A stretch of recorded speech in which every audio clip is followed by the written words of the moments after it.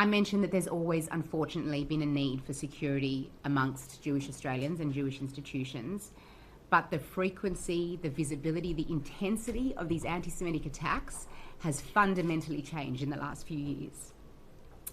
And the fact that this is being felt by the youngest and the most vulnerable, our children, is frankly devastating. It's not theoretical. This is impacting how our children come to school, how we as parents feel about sending them to school, and how our school runs on a daily basis. I mentioned earlier that my husband and my 5-year-old were at the Bondi Massacre, and I continue to see those psychological and emotional effects, and it's only been made more clear to me the level of fear that I live with, my children and our whole Mount Sinai community live with.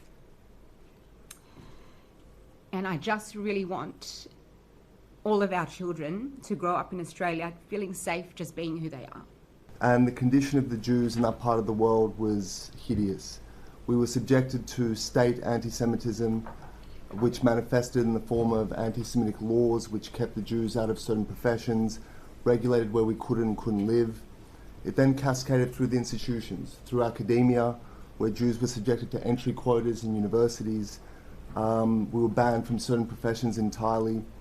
And because it was so prevalent in the institutions and sanctioned by government, it then became public, it became common, it became part of the national fabric to view the Jews as being lesser human beings. And I think we've seen elements of that in this country in the last few years, where it's gone from the institutions to the mainstream. And speaking to my parents and grandparents and very many members of the Soviet Jewish community growing up and through my adult life, the thing that terrified them the most, it wasn't even the fear of the pogrom, it wasn't even the collaboration with the Nazis in World War II. It was the daily ridicule, the humiliation, the street abuse that they faced in the shop queue, on the trolley bus, in the schoolyard. The Jewish people had their lives and value wholly debased. And when that occurs, you see rampant violence when the opportunity presents itself, and you see a complete dehumanization of people. And over the past 2 years, anti-Semitism in Australia has run riot.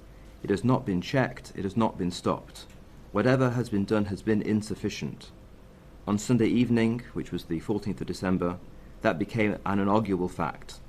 The time for evading or muddying the issue is over. The time for distracting, for gaslighting, for manufacturing complexity that does not exist is over. We can have all the political disagreements in the world, and we should be able to express them reasonably, but hateful rhetoric has to stop, demonization has to stop. Pandering to movements that want to kill every Jew everywhere has to stop. It falls to all leaders of all groups and communities to set an example and to call out when their example is not followed. Let no one deny what globalized the Intifada means. It means Jewish blood on the sands of Bondi Beach. How has it come to this? In our beautiful country, beautiful in its nature and its people, a place some of us have chosen to make our home and raise our families, and a place where some of us were lucky enough to be born. How can we reclaim the decent Australia we thought was unbreakable? Preventing a repetition, God forbid, of this atrocity will require wisdom and effort. I'm a Jewish Australian. I make this submission as a survivor of the Holocaust, a former refugee and a proud Australian citizen. I'm 86 years old. I have lived through the worst of what hatred can do to people, and I have also experienced the best of what an open, tolerant society can offer. I give this testimony because I believe both experiences are relevant to the work of this Royal Commission, and because I feel a deep obligation to speak while I still can. I ask the Commission to receive this testimony in the spirit of which it's offered, not with bitterness, but with urgency and with a genuine desire to serve our nation and the many Jewish and other peace-loving Australians who called it home. What is happening in Australia today is not a faint echo of a distant past.